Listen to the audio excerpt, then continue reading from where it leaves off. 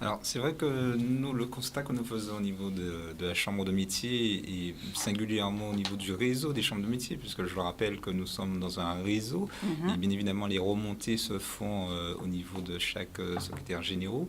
Et ma foi, pour la Guadeloupe, euh, encore aujourd'hui, nous recevons des chefs d'entreprise, donc Mhm. des dirigeants d'entreprises individuelles notamment, de sociétés, de petites sociétés, puisque M. Arnaud le rappelait à l'instant, le tissu économique guadeloupéen et en tout cas pour notre part au niveau de l'artisanat, c'est quasiment 67% d'entreprises unipersonnelles.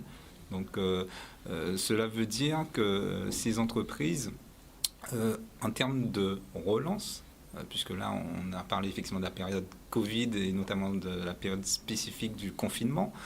C'est vrai que depuis le déconfinement entre guillemets effectivement de notre société guadeloupéenne, nous n'avons pas vu de relance à proprement parler. Économique comme ce qu'on Voilà. nous avait promis. Voilà. Et effectivement, les artisans reviennent vers leur chambre consulaire en faisant état de difficultés qui aujourd'hui deviennent quasiment, on va dire, insurmontables, oui, tout à fait, et ne voient pas venir de solutions, en tout cas à court terme.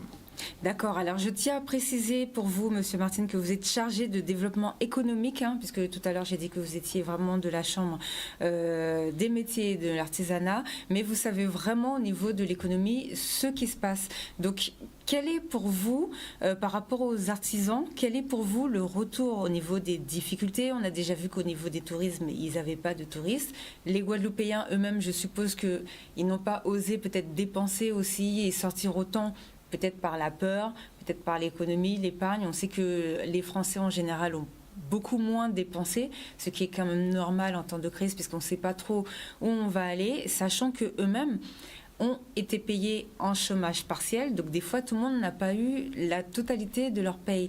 Donc par rapport à cette histoire, tout à l'heure de toute façon, on va venir au chômage partiel, mais qu'est-ce que vous constatez comme difficultés? Est-ce que ce sont vraiment des difficultés en termes de chiffres? Ou est-ce que ce sont des difficultés administratives? Parce que l'État a mis soi-disant beaucoup de dispositifs en place pour avoir accès à des aides.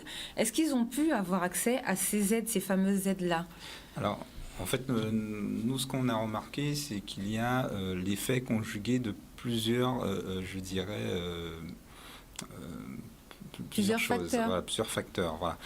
C'est-à-dire que, d'une part, nos chefs d'entreprise donc, reviennent vers nous souvent parce qu'ils n'ont pas pu, pendant cette période de confinement, mobiliser des dispositifs pour une simple et bonne raison, bien souvent, c'est que c'était des dispositifs qui étaient sur des plateformes, des supports dématérialisés, et on le sait bien, le chef d'entreprise, et notamment singulièrement l'entreprise artisanale, a éprouvé quelques difficultés à mobiliser ces dispositifs dans un temps, je dirais, court, c'est-à-dire par rapport à la mise en œuvre des dispositifs. Et encore au mois d'août, nous avons dû faire accompagner en tout cas des chefs d'entreprise pour mobiliser le fonds de solidarité.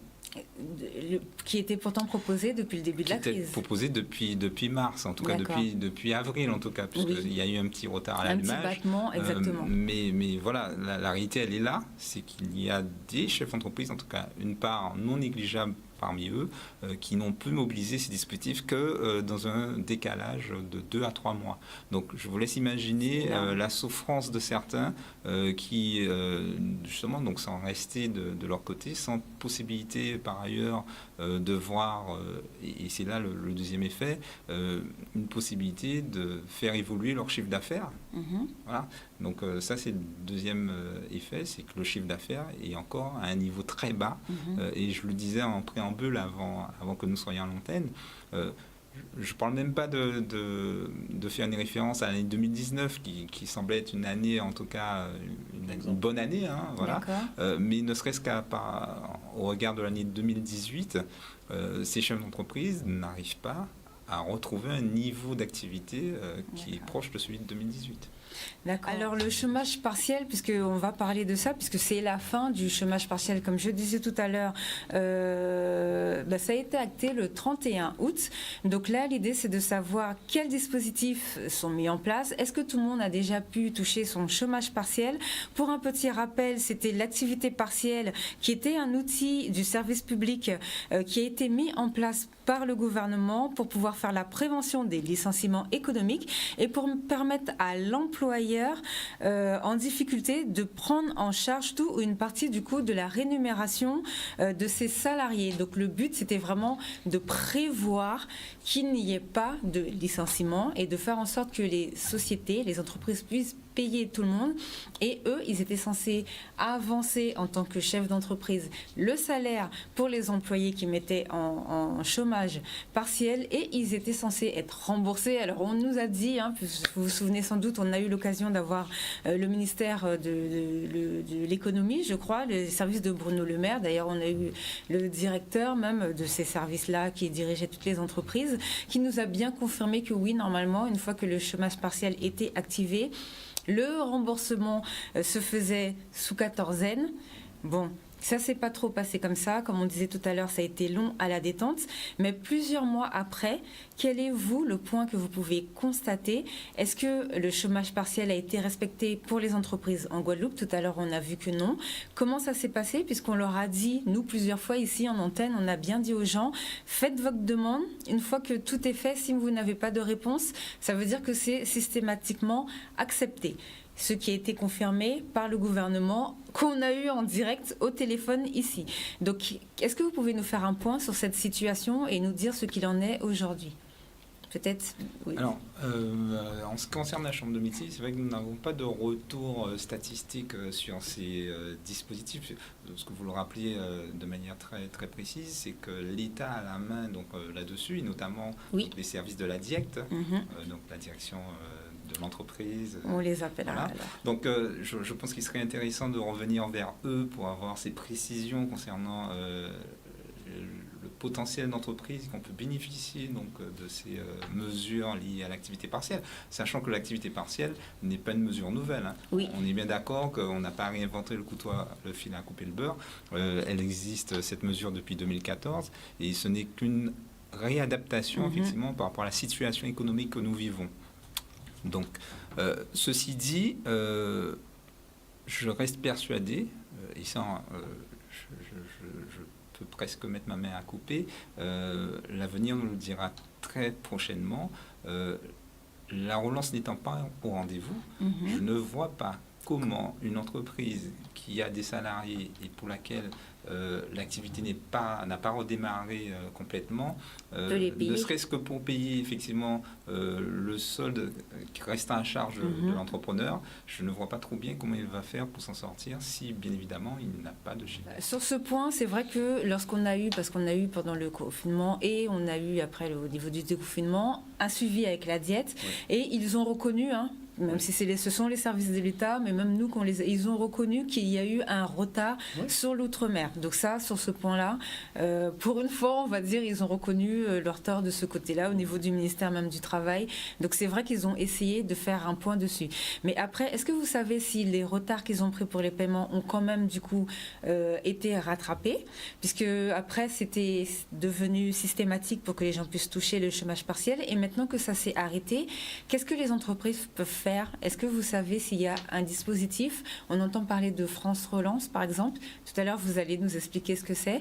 Mais en attendant, pour ce mois-ci, le mois de septembre, ça veut dire que les entreprises sont obligées de faire des prêts, puisqu'on a entendu parler de dérogations, par exemple, pour les gens qui sont dans le tourisme. Est-ce qu'en Guadeloupe, ça marche et est-ce que ça va s'appliquer? Comment ça va fonctionner? Est-ce que vous avez des informations pour le moment sur ça? Ou c'est encore trop tôt, peut-être, Ben écoutez, je vais laisser mon confrère répondre et je vais confirmer. Alors, sur le tourisme, effectivement, je pense que M. Arnaud est beaucoup mieux placé que moi sur, parce que pour ce le domaine. tourisme, Mais n'empêche que, s'agissant de ce qui va se mettre en place, notamment on parle de France Relance, ma foi, s'agissant de l'artisanat, nous avons, au niveau de la Chambre de métier de la région Guadeloupe, été très tôt, je serais presque tenté de dire visionnaire, puisque dès le 10 juin 2020, nous avons proposé un plan de relance, mais vraiment calé sur les besoins de nos entreprises artisanales. Vous l'avez présenté chez moi avec moi. Voilà, donc je pense que c'était mon collègue qui l'a présenté. Oui. Et c'est vrai qu'à la lumière de ce que le gouvernement aujourd'hui nous propose dans son plan de relance présenté hier, enfin, je crois le 3, donc c'était le début de semaine, il me semble bien que nous avions, en tout cas en ce qui nous concerne, la bonne vision et mis le doigt sur vraiment ce dont les entreprises avaient besoin, à savoir, et ça a été repris d'ailleurs par le président de l'Assemblée générale, de l'Assemblée permanente des chambres de métiers, donc Monsieur Jean Fourny, qui préside donc l'ensemble des chambres de métiers de France et de Navarre. Il a repris donc dans ses mesures auprès justement du ministre chargé du tourisme et des entreprises, Alain Griset, encore un ancien des chambres de métiers, et il a fermement annoncé qu'il va falloir mettre en place des mesures très fortes, notamment des abandons de charges pour la fin d'année, puisqu'il y a eu des reports.